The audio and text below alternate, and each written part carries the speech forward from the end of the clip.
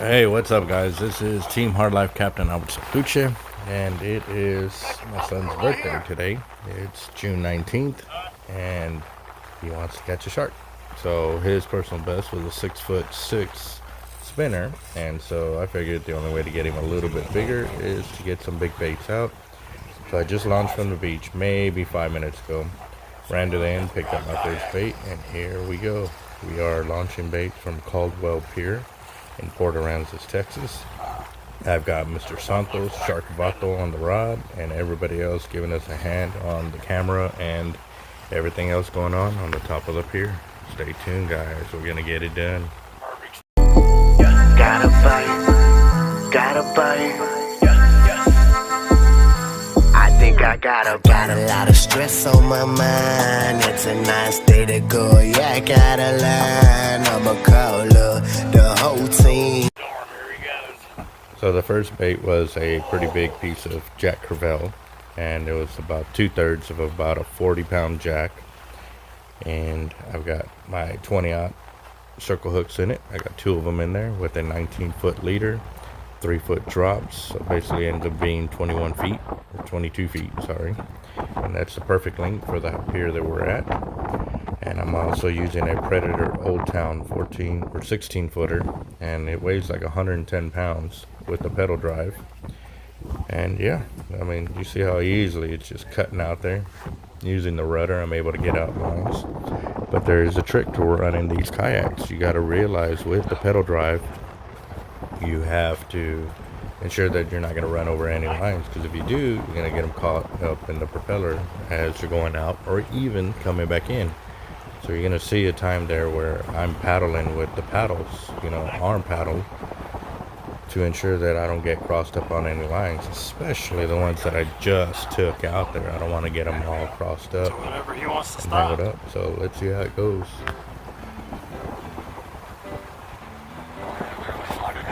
Somebody grab me that stand back there.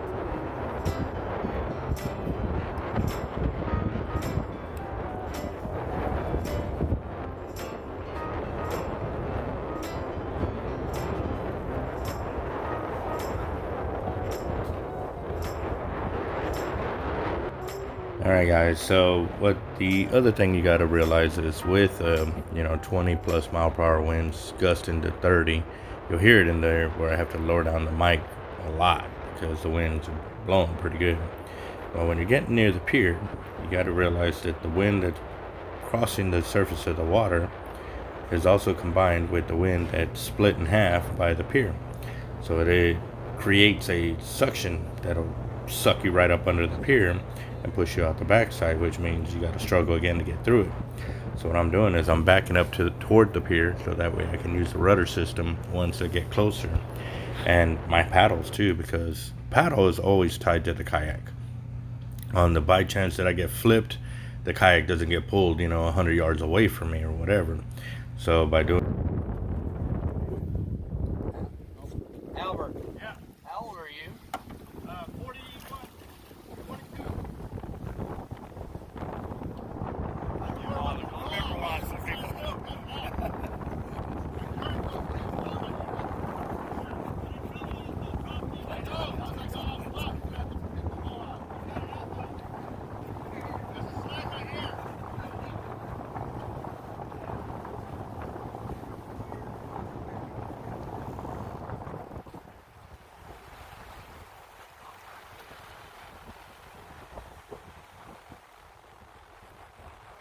this, I'm able to back up and then take off with it. And the beauty of the pedal drive system, as you saw, is like hand free. I can take off with my legs, set the rudder, and I'll be ready to rock and roll.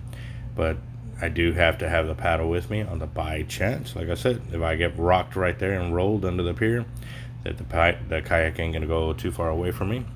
But here it is.